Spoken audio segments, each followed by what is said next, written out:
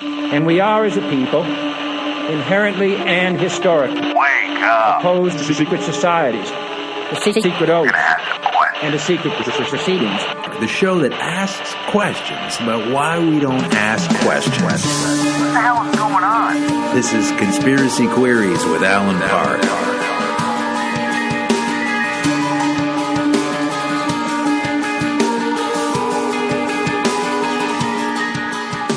Welcome to Conspiracy Queries with Alan Park. These are the Conspiracy Queries, and I am Alan Park. We've got a great show today. Once again, getting to the business of making sure we can use what we've already got and not wasting it. We have a great interview from last year. It's a two-parter. Ole Dammegard is here once again with the research skills he so skillfully puts on parade at lightonconspiracies.com.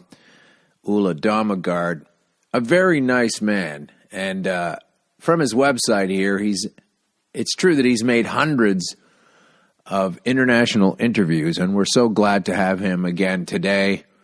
And it's a long one, so it's a two-parter. He is dedicated to revealing the New World Order's agenda, including false flag operations all over the world. That's one of the main reasons I wanted to have Ole on, because false flag operations are so, it's the bits and bones. It's really the connecting pieces of a lot of the political shifts and change and surveillance and everything that gets ramrodded into our existence from an authoritarian perspective. It can usually be traced back to some sort of grandfathering issue of a fake terror attack or some kind of invasion. Right now we're suffering from cyber attacks, or as Donald Trump likes to call it, cyber. Cyber's really intense right now. And so, they can just say that, or they really are under attack, whatever they need to do to expand the invasion state, whether they're invading us here at home or over there in a foreign country. And you might be listening from one of those foreign countries now going, over there, you mean over here? And I'd like to welcome a lot of round-the-world viewers and listeners to the show. We have been getting some good response to the last couple of episodes, so thank you for doing that.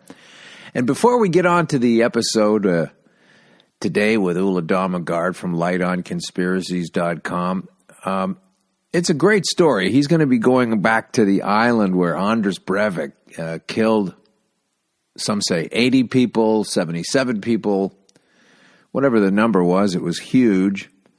And whatever the reasons were, Ule's pretty convinced they were hidden, and he goes into great detail talking about those here. So Ole Dammegard will be coming on in just a few minutes.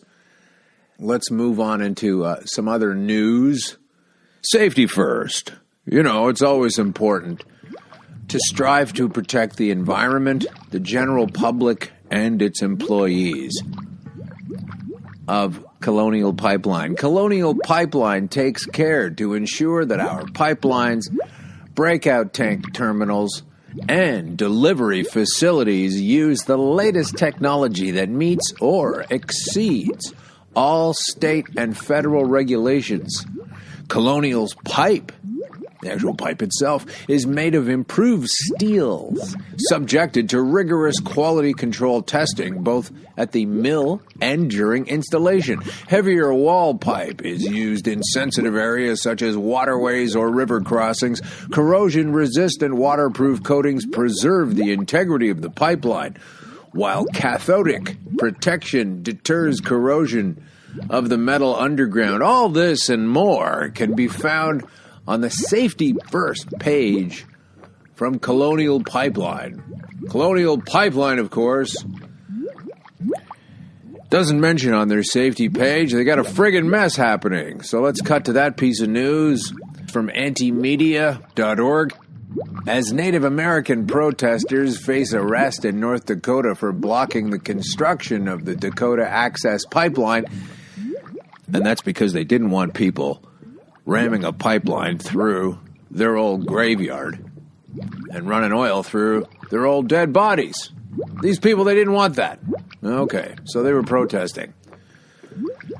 I don't know how you can get in the way of modern times by being like that. But anyway, so there they were protesting, and they're blocking the construction of it, trying to. And a gasoline leak now has prompted Alberta Governor Robert Bentley and Georgia Governor Nathan Deal to declare states of emergency, none of which will you find on the Colonial page over there. The Colonial pipeline, which runs from Houston to New York, began leaking on September 9th, spilling 250,000 gallons of gasoline. If you're scoring along at home, that's about 6,000 barrels. The pipeline was built in 1962, and the current leak in Helena, Alabama, is the largest one Colonial pipeline has experienced in 20 years. Still nothing on there, but let me just go back. Yeah, no, it's not on their page. AL.com reported that according to the Colonial Pipeline Company spokesman Bill Berry, the pipeline could still be leaking. Thanks for getting right on that. It could still be leaking. We don't really know for sure. Thanks, Bill. So that's the oil report today. We're just going to move right on here from the oil report to a wonderful hour with Ole Dammegard. So now let's just go to our interview. So how have you been? Good. Very, very intense. I mean, this is the year, I think, so we need to keep the ball rolling. This is the year what? Which is the year when you say this is the year? In my opinion, I've been saying this for a long time, that 2015 is the year when everything will come to a crescendo, but we will just transcend this whole thing in a beautiful, absolute stunning way if we can keep the balance and focus on a non-violent approach to this whole thing. So I think it's really challenging times, but really exciting times. And you're looking at the scope of the world in different pockets. You see a synergy as a synergy of evil that we have to sort of be on top of. It's there to help us wake up because we've been so numb, so brain dead, so asleep for such a long time that apparently we need extreme things like this. So I mean, we have to take our responsibility for it. I just wanted to end, I've had it. I'm so tired. It's 30 years of my life. And I just think this is the time for us to pass this whole, transcend this whole thing and bring the power back to the individual. Okay. So when you say the whole thing, that's going to be a 10-hour show. And maybe we can use that as a launching point. We're going to talk about the shootings that took place in Norway about 4 years ago. Everyone knows about Anders Breivik. Of course, let me just rehash the official story. A guy went crazy. He's a racist. He's a bad man. He's insane. And he killed 69 people, 77 people, a huge number of people. And now he is, as I understand it, will be studying to get a degree while he's in jail. He's at an Oslo university. Is that right? Taking a political science course.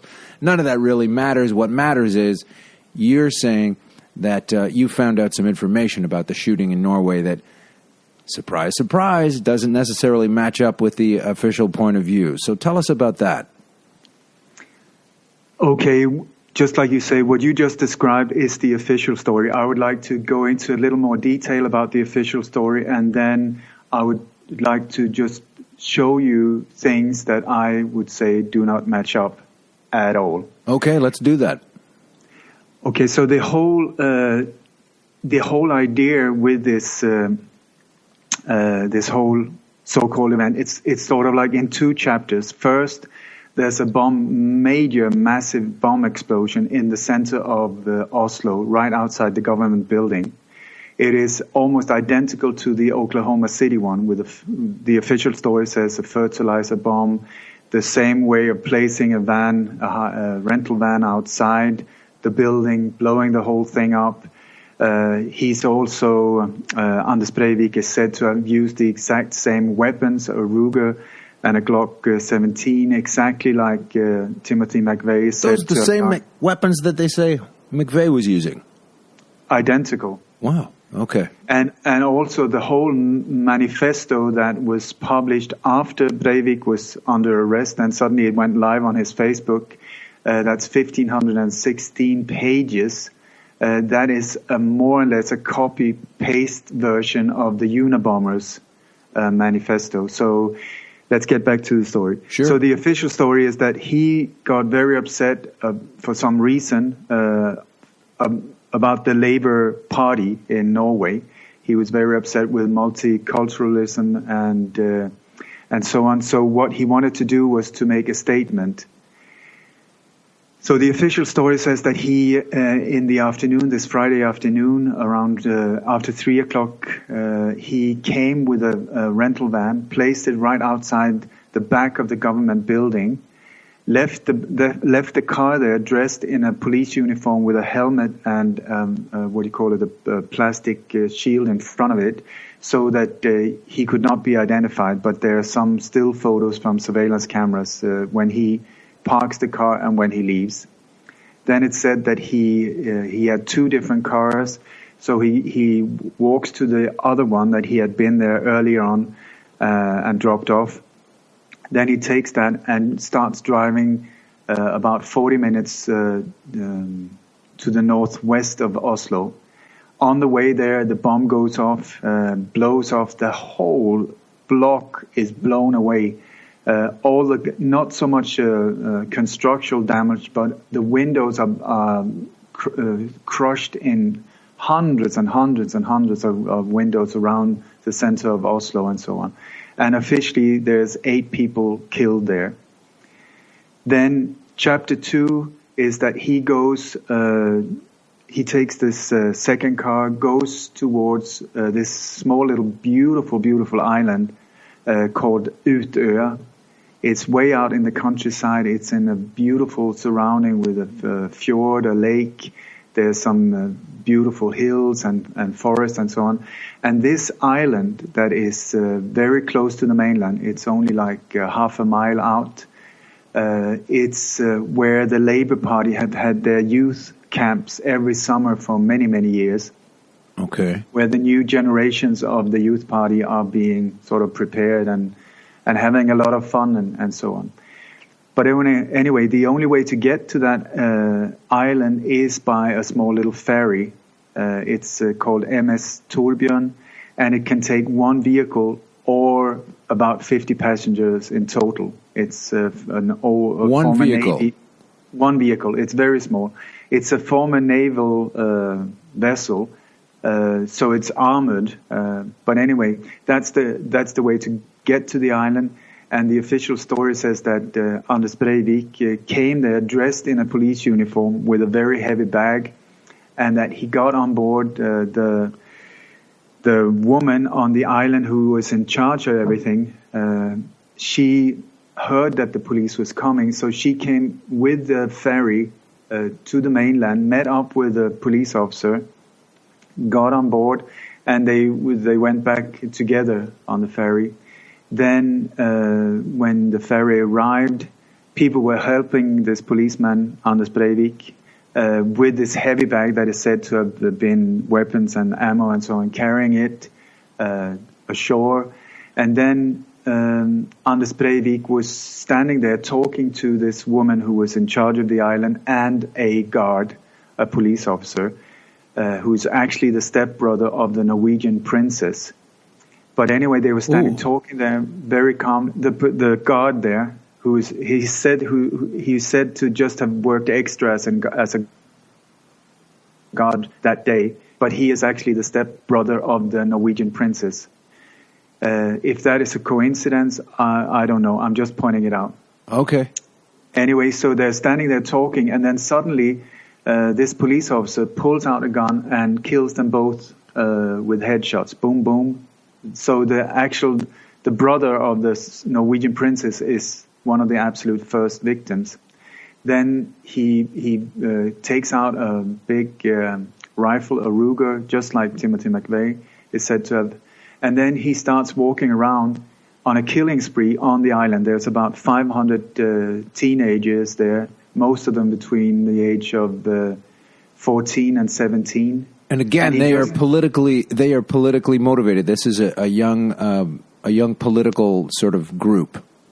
It's the youth group of the Labour Party. Right. Okay. The Norwegian Labour Party. So it's the heart of the Labour Party in Norway. Sure. The next generation. And they're from many different countries as well who come to this island, this day. Anyway, so he just walks around and he starts shooting right, left, and center, killing people, executing these teenagers for more than an hour. And in the end, it said that there were 69 people killed on that island before the so-called Delta team came and invaded or came to the island and arrested him. Okay. The Delta team coming to the island is they would also have had to have, what, did they take a boat there or did they fly there? I'll get to that. Okay. I'll get to that. Okay, now that is the official story, and it said that he did this because he was upset about the Labour Party and he wanted to make a statement. I mean, this is the biggest mass shooting incident, mass slaughter since the Second World War. It's a world record in atrocity when it comes to these type of things. And no one, as far as I know, no one has really looked into this with an open mind, except for there's a friend of mine, a Norwegian journalist called Hans Gaarder, and there's another guy who's an anonymous journalist as well. His name is Dammegard. These, as far as I know, are the only ones, except myself, who have really started to look into this thing. You've been looking into this type of thing and conspiracy for 30 years now. So what were the telltale signs to you where you went, oh, this is a possibility that it's not, once again, as the official story would have it? Do you know there was an incredible human being called Fletcher Prouty? He used to work for the CIA and the Pentagon. Sure. And he's the guy who is he's portrayed in the film JFK. He's the guy that Donald Sutherland plays, called Mr. X. That's right. Mr. X. That's Fletcher Prouty, a man that I think was absolutely incredible because he spent his whole life after the Kennedy assassination exposing false flags and black ops and how these assassinations are carried out when they are not a terrorist act, but inside jobs or black ops. And he said one of the main things you have to look out for is not what happens, but what does not happen. When suddenly everything goes into like a slow motion mode, when suddenly things stop working like surveillance camera, when suddenly the bodyguards are pulled back, when suddenly all of these normal things that would have happened had it been in another event, in a normal event, where the police cars, the way that they would interfere, trying to stop, whatever, when these things does not work, he says these are the signs to look out for when it is a black op assassination or act of conspiracy. Okay. Yeah, Fletcher Prouty is a fantastic source of information to people, and also comes with the position of officialdom himself. In my world, I do not have a lot of people that I really admire. He is one of them. He is definitely one of them. Because also he was so early on putting himself on the line. When nobody else was talking about these things, he was right there. Right. So, now when you look at, I always try to use what I call Farmer Brown logic. 1 + 1 = 2. Look at the evidence. Look at who benefited, how was it carried out, what was the witnesses saying, and so on. What does the evidence on site tell you? Just because it comes from an official source does not mean that it's true. And very often it means, or the official story so often is not true. So you have to be very observant and really look to the details for these things. Okay, that'll be no shock to any listener. I know that one. But it's not that many years ago that I was shocked, so. No, that's true. Anyway, I've just come back from Norway. I went there and I had the pleasure of being guided by my friend Hans Gårder, both on the site where the explosion took place in Norway. It blew up right outside the government building. And later on, he also took me to Utøya, where I was almost arrested by one of the members of the Delta team. Surprise, surprise. And this is just recently, though. It's just a week, 10 days ago. No, maybe more. I was there at the anniversary of the mass shooting. Okay, so in July then. It was July the 22nd. Okay. Yeah, it was we tried to get to the island on the 21st, but when we tried to get there with a normal ferry, instead they sent a boat that came extremely fast, and 2 police officers jumped out. And once they identified who I was, they said that this armed police guy, very military looking, he went straight up to me and said, "Ole Dammegard, there's a decision taken that you are not welcome here.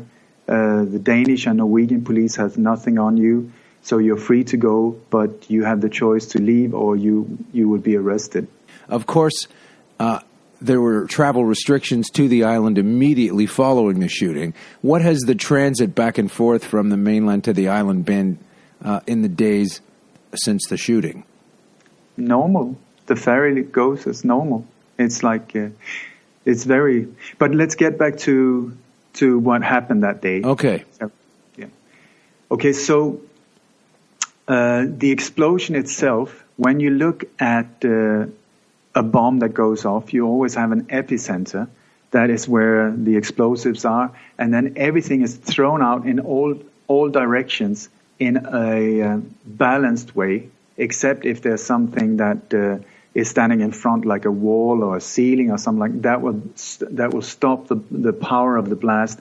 And you will see the damages on building constructions or windows and so on will be different depending on what is standing around where the bomb goes off. Right. You will also see there's always a crater, and the debris is thrown out away from that point.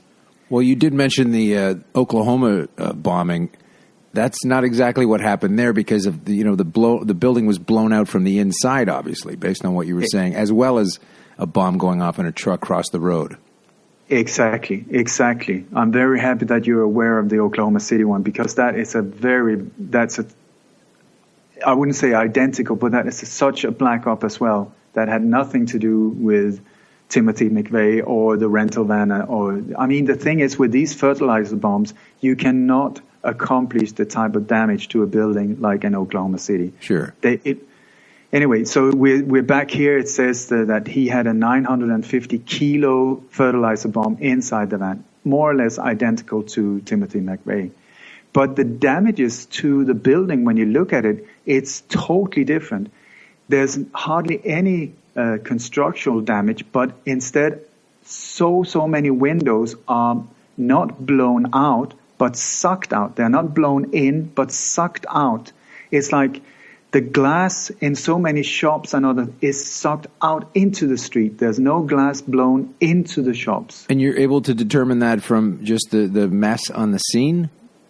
No, there's if you go on Google Images or YouTube and so on, there's a lot of material out there if you really want to look for it.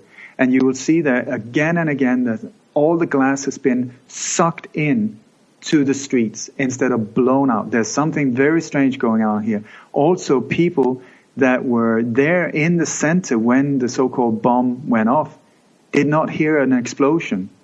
They say they think that it was because they were right in the center of it that they didn't hear it. But there's also a film sequence where you can hear glass falling down, and then the guy he's just filming, walking, and there's a bachelor party going on, and they're just walking down the street, and suddenly this happens. You see the people walking in the street. There's nobody sort of like throwing themselves on the floor or being shocked about the explosion or the impact, nothing. They just look very curiously, what the hell is going on? And then you see the smoke coming up behind some buildings. So it seems like When you look at the damages itself, I would very much question that normal explosives were used. I think we're looking at a different type of attack, totally different than are used in normal so-called terror attacks. Because also you have, for instance, where the car is said to have been standing when the bomb went off. There is a very thick ceiling above it. But instead of that being blown away from where the car is, it looks like it's melted. The corner of the roof or the ceiling is it looks like melted cheese. It's hanging down. And also when you look at the debris on the site, there's just debris everywhere. There's nothing sort of like blown away from the site. There was no crater there to start with. But then when people started criticizing, asking questions, then suddenly a crater appeared in the ground. Really? It's like an 8 feet big crater. But there's no burnt sign, like when you have explosives, if you have an impact on a building or something like that, you have, black from the explosion, burnt edges and these things. This is just like somebody has taken a massive big hammer and knocked out a big hole down into where the garage underneath the building is. While listening, I've Googled up some of the images from the explosion. And it's really hard to believe. What is that, like a Mercedes runner van type of thing? Something like that. It's a van, just a small van. I don't even think it's as large as the one that used in Oklahoma. No, you're looking at the wrong thing. The van itself where the bomb has disappeared. That you cannot find anything from the van. If you're looking at a black vehicle that is on its side, that was parked like 10, 15 yards from the van. I'm looking at a white van that was underneath that concrete overhang you were talking about. Yeah, but there's no pieces. You cannot find anything from the van on site. Oh no, I'm not saying that. I'm absolutely not saying that. I'm saying the mess that I'm seeing is far more expansive than I can imagine if there were just a bomb in that van only blowing up. That the mess would be left behind. I mean, it's pretty obvious when you look at these casual pictures. It's also when you see the damages to the buildings behind the big skyscraper where the government building is. I mean, skyscraper, it's 15 stories high, but that's the highest building in Norway. The damages to the building behind it does not match up at all because they shouldn't have been affected at all from an explosion. But here they are just as damaged as the rest. The whole block was blown out. That's like a 6-story brick building? Yeah.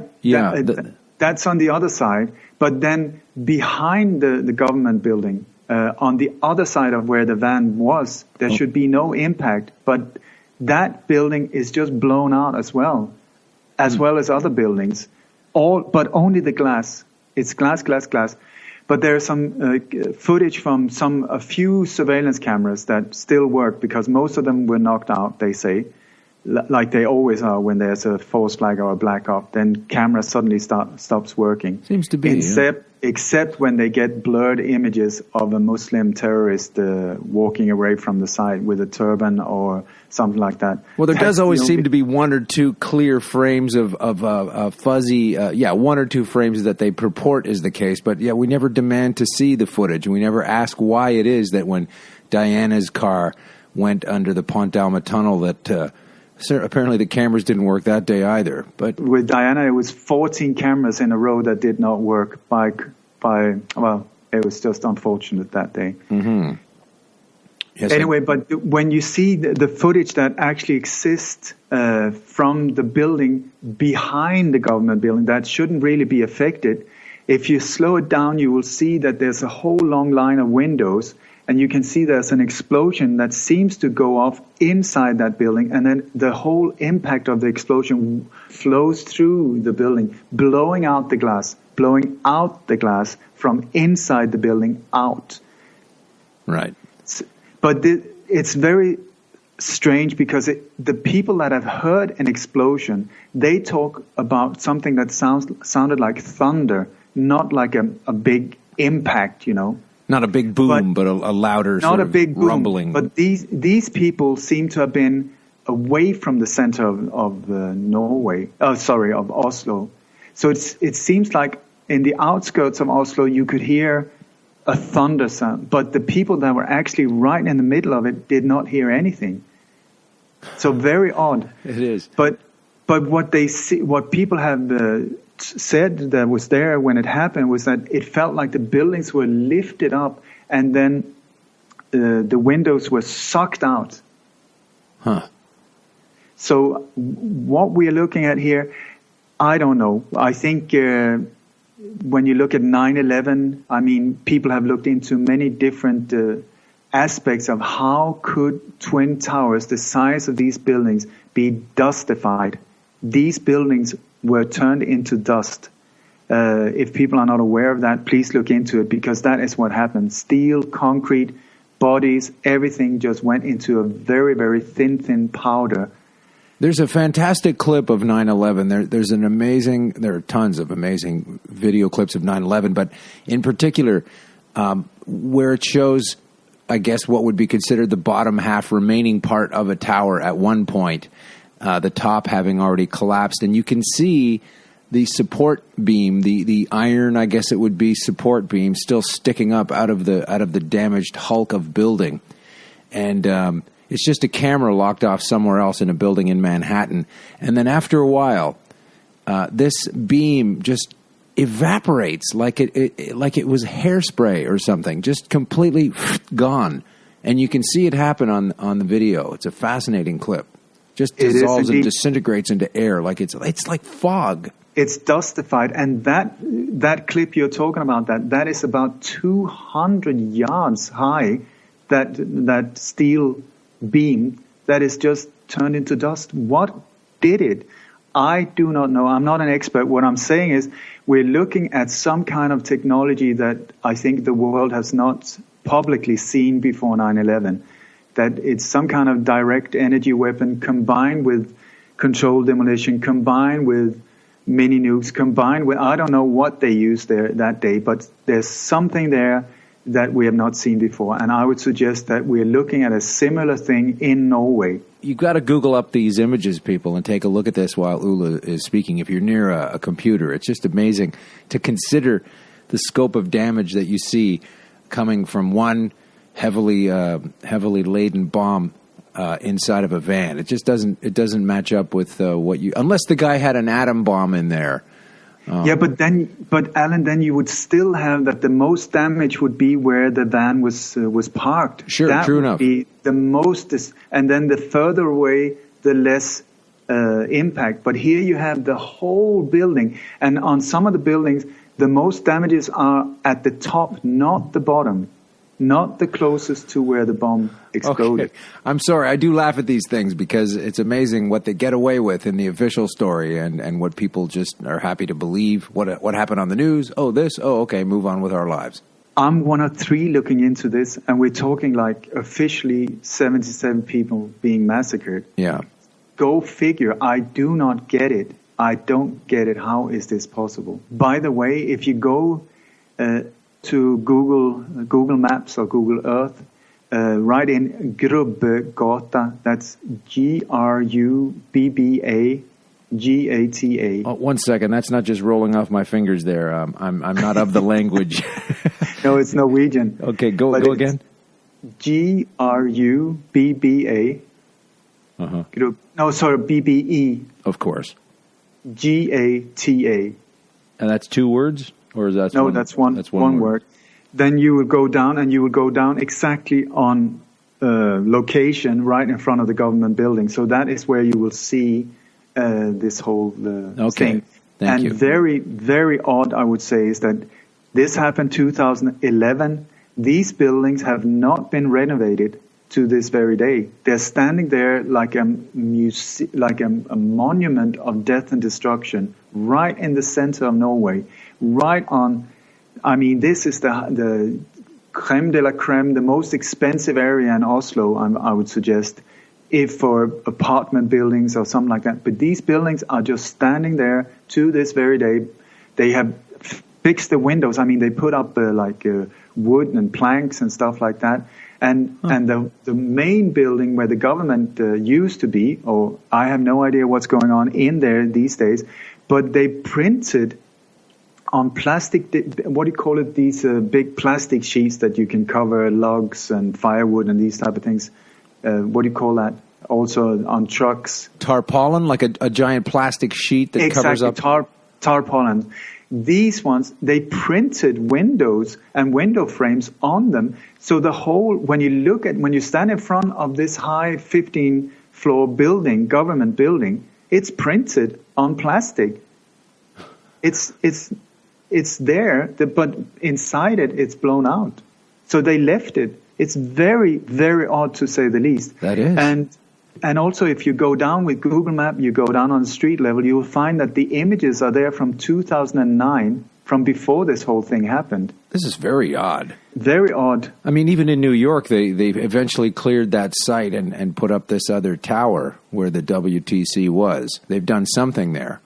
You're just telling me this thing is left in a huge mess. And not in a mess. It looks nice. I mean, because there's a plastic cover on it. It's like they've taken sellotape and just taped it in plastic. It's so odd. It looks good until you get very close up to it, and then you see it's not the building, the facade. It's not a real facade. It's just printed plastic. Let's get to the part where you've been aware of this kind of, mismatching of the story to the reality on the ground. So what exactly took you this summer to the site, and how do you think you were approached by the Delta team? If I can go back to and just point out some things that did not happen this day. Oh, absolutely. By the way, we're speaking once again with Ole Dammegard. He's been on the show before, an amazing researcher, and if you're just tuning in, we're discussing the explosions and the killings in Oslo 4 years ago, and the killer, and a lot of strange aspects of that situation. So back to you, Ole. So please keep in mind that Norway is a part of NATO, a very active part of NATO. It's a small country, but it's put in millions and millions into anti-terror things and training their special ops and everything for warfare, but also for anti-terror attacks and so on. And really, these are a highly respected Delta team and other groups internationally. So when you look at what did not work this day, I would put a question mark around it. Okay, let's break it down. Now, this happened on a Friday afternoon. It was the end of the summer holidays, so most people were out of town. When these black ops are carried out, or assassinations, it is very often done on a Friday afternoon. I would say the reason for that is because then the stock exchange have the possibility to close down due to the respect of the families of the victims. And that will give them from Friday afternoon until Monday morning to cover up all traces of insider trading, which is standard when you look at black ops, where people that knows about what's going to happen are making absolute billions during these days. So what they do is they shut down the stock market, and then they lock the currencies, they cover up all of these insider trading so that you will not see it afterwards. And then boom, Monday morning opens up, nobody can see what's going on. This has happened every single time I looked into these, like 9/11, 7/7, an assassination of the Swedish Prime Minister Olof Palme, JFK, and so on. This is how they do it. And people say, boy, it was such a tragedy that, for instance, the Swedish Prime Minister was shot down. Well, not if you knew beforehand, because that was actually the all-time high of the Swedish stock market, the stock exchange. So right before the Swedish Prime Minister, or are you talking right before the Anders Breivik situation? It's the same. They all were carried out on a Friday afternoon, including JFK. Okay, well, that leaves out 9/11 because that was a Tuesday. That was true, but what happened on the stock exchange was similar. Okay, yeah, the activity beforehand, yeah. Since it's the end of the summer holiday or winter holiday and so on, that makes so many people that could have been involved have plausible denial and be somewhere else. They're part of the planning, and then they leave. The thing is carried out, and they say, we had absolutely no idea. we were on holiday here, there, and everywhere. Sure. Anyway, so when this whole thing happened, one of the things that would have been very good was to get a helicopter up as soon as possible to check where the bad guy had gone. There were witnesses' accounts of what vehicle and so on. But unfortunately, the helicopter crew had been given 4 weeks extra summer holiday to save money. So there was no one that could use the helicopters. Now, they say to save money, but... They're not even on call? No one there. Okay. But they say that when you look at the budget for the year before, they had $22.7 million, but in in Norwegian currency, that was not used the year before. So why on earth did they want to save money by giving them 4 more extra weeks of summer holiday? Right. This is just what I'm going to go through a long list. I'm just pointing out things here. Okay. Now, the police, they had special alarm PC systems set up so that when these kind of things happen, it can go out very efficiently and everything can be organized together. Unfortunately, these PCs were turned off. Unfortunately, the internet did not work this day, so they could not use that. Unfortunately, the communication system was just in a process of going from analog to digital in Norway between some of these different forces, the fire brigade and the ambulance, the police. And so unfortunately, they could not communicate together. So a lot of the communication, while being extremely delayed because of this, was done by fax. They had to send fax to each other, or use mobile phones because these systems did not work this day, unfortunately. Unfortunately, there was only four people at the headquarters of the police station in Oslo this day. And 2 of them were guarding outside the U.S. and the Israeli embassy. Go figure. Unfortunately, the police in Oslo could not get hold of their weapons and equipment because, unfortunately, a few weeks before this happened, all of these police in central Oslo had been asked to give in their equipment, vest, bulletproof vest, guns, all of these things, to the police station for no apparent reason.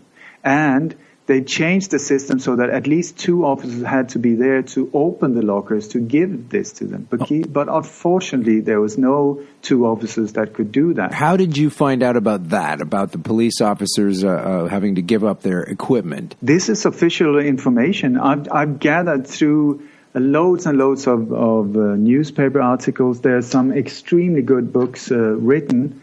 One is called When Terror Struck Norway, where a journalist had gone through minute by minute by minute by minute by minute what happened. I mean, he's made like a couple of 100 interviews with people involved, but not showing that this was a black op. He's just showing what happened, During that time, I mean, was it in the news? In the news today, the police had to surrender all of their bulletproof vests and guns for some unknown reason, or was that even discussed? Not on the main media, but in the alternative media, but very, very little. I mean, this is only thanks to my friend Hans Gårde, that journalist, and the other ones. They put it up on different websites and so on, where this information have been spread, but the main media has just, it's the official story or silence. Okay. Which is also standard many times when you look at these big ones. Okay, so what else didn't happen, unfortunately? Oh, unfortunately, the specially trained terror unit were not told that this had happened because they were also on vacation. Also, there was a drill that was carried out in Oslo, had more or less the identical scenario of what actually happened. That drill ended 22 minutes before the bombs went off. The drill ended to prevent such a thing from happening. So you're telling me once again there was a drill to prevent this very kind of thing that happened on the day. Yeah, it ended 22 minutes before the actual event happened. And it said that they were sent home on holiday. So unfortunately, just 22 minutes before the bomb went off, they left and did not have time to get back. Wow. Also, the evening before the bomb blew up, there is a lot of observations of people in unidentified black uniforms in the area surrounding the government building and there. No official explanation what they were doing there. Wow. Well, unfortunately, it took 77 minutes before the national alert went out.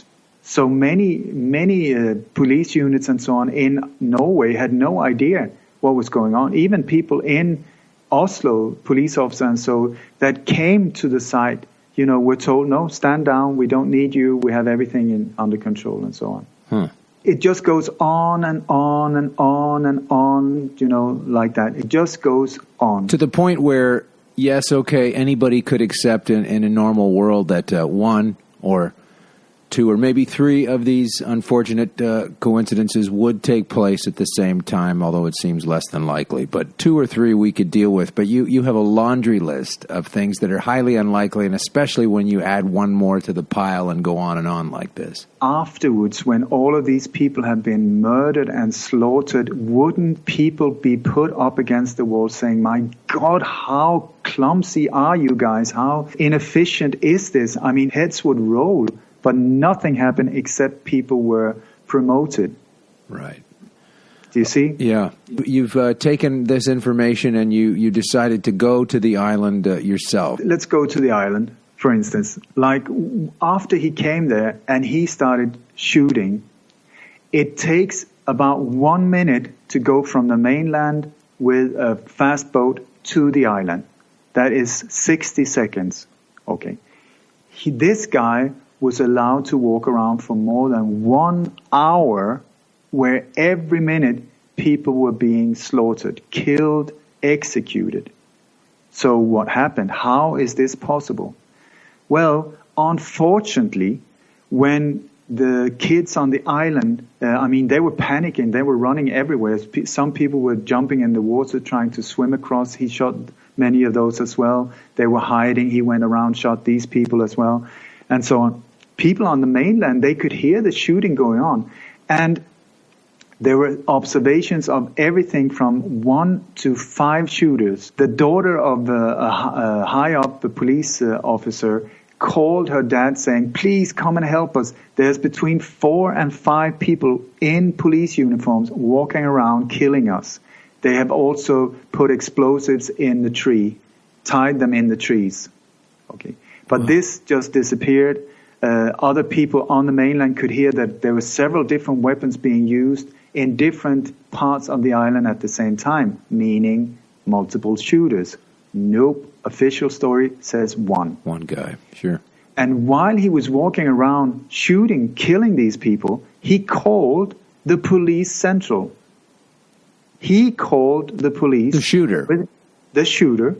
Anders Breivik, at least that's the official story. Yeah. He calls them on his mobile saying, this is Commander Anders Breivik, and this is way down when he killed loads and loads of people. He said, mission accomplished, I would like to surrender myself to Delta Team. And then they messed that up. They say that they said, but what are you calling? Whose phone are you using? And he said, well, it's not mine. And then the call is cut. And they say they could not call back because apparently the phone was locked or there was no SIM card, so they could not see the number and they could not call back. He then called a second time saying more or less the exact same thing. These calls were not really noticed or used. It was only afterwards that was brought public. Wow. Yeah. So while doing these killings, he was aware of Delta teams and he would say mission accomplished, I want to surrender. But anyway, let's go back. Sure. So when he was walking around shooting, loads of these kids had mobile phones. So they started calling the police saying, please come and help us. We're being murdered here. And unfortunately, the police, whoever it was that answered, said, well, sorry, we don't trust what you're saying. So please call your parents and let them call us because what you're saying doesn't make sense. So these youngsters had to call their parents. Please understand that they're there being shot at while all of this is happening. Right. So the parents start calling the police as well. And by then, the whole police system is overloaded with hundreds of calls. Do they have like a 911 call, or is they have they use that sort of system, and whenever anybody calls that, they take it very seriously. Even if you do it by accident, if you're a kid, a teenager, and you're goofing around, you call it up. It's taken very seriously. And now you're saying that several people were calling this number, and the police were saying, no, that's okay. Get your parents to phone us. Exactly. It's not 911. It's 112 in Norway. 112. It's exactly the same. It's exactly the same system. Right. But here they say that, unfortunately, there was a relay in the phone system that was not working. So when people were trying to call that local police department, it was redirected to another. A bit of a bummer. Also, when they called, the police said when they finally got through, the parents who were so panicky, they say that the police that answers was very arrogant and no, emotion. It was just like, please don't disturb us, more or less. We have plenty to do in Oslo. That could have been any police department reacting that way. There's more than 200 calls coming in at the same time saying the same thing. Right. So when they finally got through, the police said, don't worry, we've sent police by boat, by vehicle, and by helicopter. No problem. They will come there. They never arrived. Okay, so the local police, when they finally heard about that, they thought, oh my God, we need to go there. Unfortunately, their special car that is armored and made for these type of things, the battery was flat. I'm very sorry. So they had to find a battery and jumper cables to get that one going. The basic thing is to maintain any kind of service vehicle.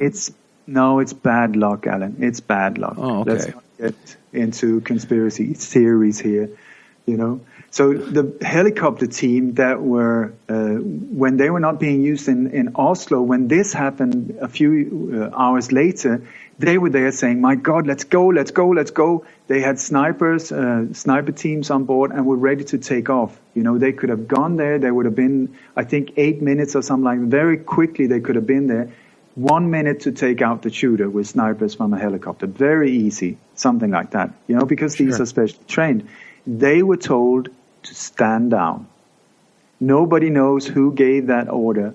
Stand down. Exactly like with the JFK assassination and these things. Stand down with the bodyguards, the whole security in Dallas. Stand down. There was also a sharpshooter, a police sharpshooter that was on the side where the mainland, but right in front of the island. He had the crosshair on the shooter on the island at one point.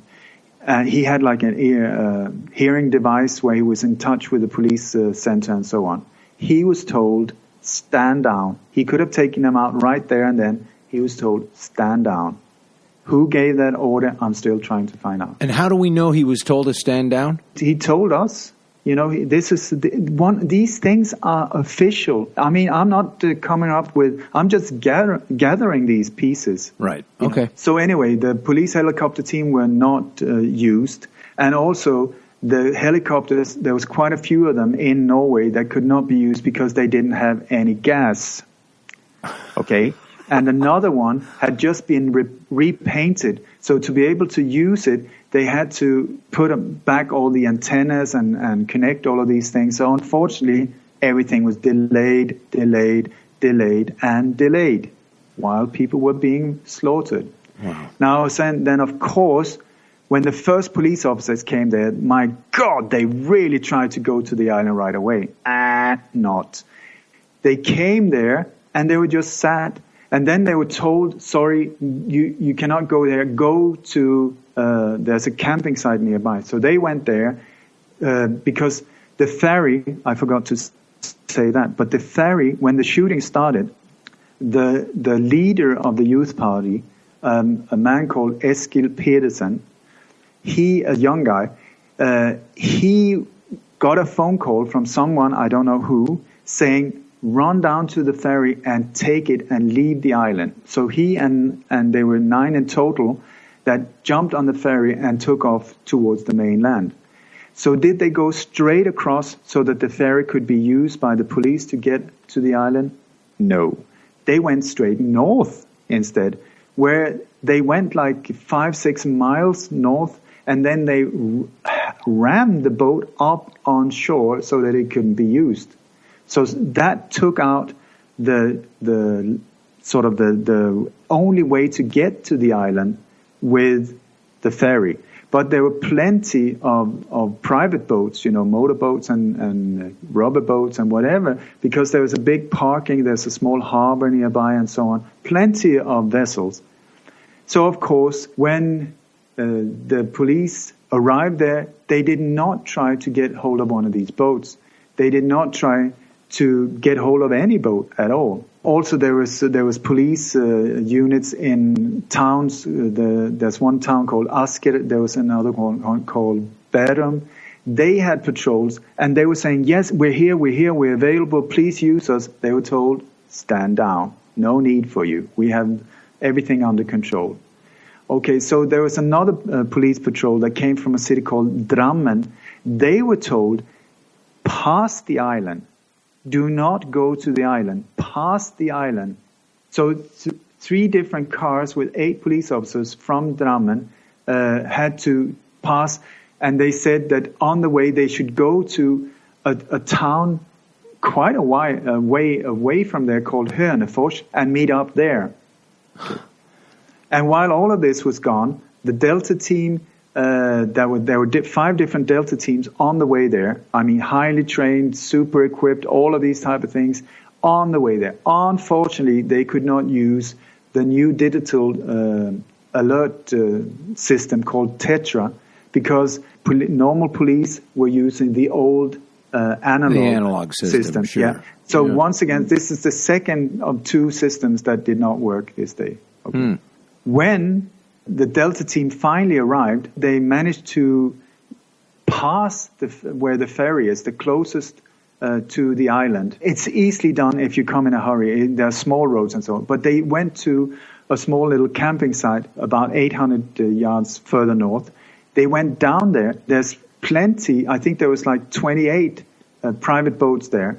But instead of stopping, asking, can we use the boats? Can we, I mean, that would be I think, normal way of seeing it, or trying, or at least find a way to get to the island. They just drive around on the parking of this camping, and then they take off and they go north. 5 miles north, more than 5 miles. That is where they're giving a rubber boat from a fire brigade department. So you got 10 members of the Delta team jumping into a rubber boat. The size, for a normal 4 people. So there's 10 of these guys with all the heavy equipment, bulletproof vests, all of these things, standing up. It looks like Monty Python, I tell you. This has been filmed. They're standing up. It's totally packed, this rubber boat, going out very slowly out into the water, going towards the wrong island, even though they can hear the shooting going on. It's the wrong island they head towards. But then because they're so heavily equipped and there's so many, this rubber boat starts taking in water, and then the water kills the engine. But there are normal people with normal boats that come and see what the hell is going on. So they come to their rescue, swap boats with the Delta team. So finally, the Delta team starts going towards the island. I mean, we're talking delay. So the Delta team goes into 2 different boats and full speed towards the island. Not full speed, they have to go slowly. So there's like towards the island. All the time while people are being shot, and all the time when normal civilians are in their boats risking their lives, because he's shooting at these boats as well, trying to save people, get them out of the water and get them into but the police never arrives, the ambulances never arrives, and the Delta teams are coming very, very, very slowly. This is all on the heels of the buildings blowing up and downtown being blown apart. Exactly. This day there was 11 helicopters in the area, but all of them landed on another island, the big island, not going there because according to at least one pilot, he said we were not allowed to pass the Utøya Island, to cross in the airspace around that. Instead, there were 2 black helicopters filmed circling the island while this whole thing was going on. Black unmarked helicopters. I understand there was also a news helicopter at the island by the time the police actually got there, that the reporters were actually able to get into position sooner than this Delta Force, which has defended their moves on the day as being the best possible moves they could have made. No, the press helicopter was there way earlier. That's what I mean, yeah. 30, 45 minutes earlier. Yeah. Well, maybe they were already on the digital system and didn't need to switch over from the analog system, and maybe they already had a battery charged up in their helicopter, so they were able to ignite the starter. Yep, that's the thing. Okay, so finally, the Delta team arrives to the island. Okay, they split up in 2 different groups, and then they had lunch. How did you know? Have you studied this case as well? It's just starting to seem that every possible thing that could go wrong did. It's so maybe time for a snack before they got busy. No, but what happened actually was that when the police were on the way to the island, unfortunately, one of them managed to block his radio so that channel couldn't be used. Exactly like the one of the motorcycle police escort officers in the JFK caravan, right. We call the motorcade. He blocked his microphone right outside the Adolphus Hotel, so that was jammed during the whole shootout and that. And do click back in to hear the rest of this crazy tale, this wonderful story about Ole checking out what goes on over there under the veil. He likes to kick it every once in a while, so I'm glad he was on today, and he will be on, if not the next episode, then the one after that. It just depends on how things shake up in the world. But thanks for listening to Conspiracy Queries, and again, thank you for visiting our patreon.com/Conspiracy Queries page, where we've been getting some help there. And if you don't feel like being a monthly contributor, who doesn't understand that? I certainly do. You can always go to the one-time donate button. That's on PayPal on our page, conspiracyqueries.com. Check that out as well. So thanks for listening, and we'll see you next time. Be sure to subscribe to Conspiracy Queries with Alan Park on iTunes and to our YouTube channel. If you want to support the show and help create more episodes, you can become a patron at patreon.com/Conspiracy Queries. We appreciate your feedback, so send us comments, complaints, or queries of your own to conspiracyqueries@gmail.com, or you can post them on our website at conspiracyqueries.com. Thanks for listening.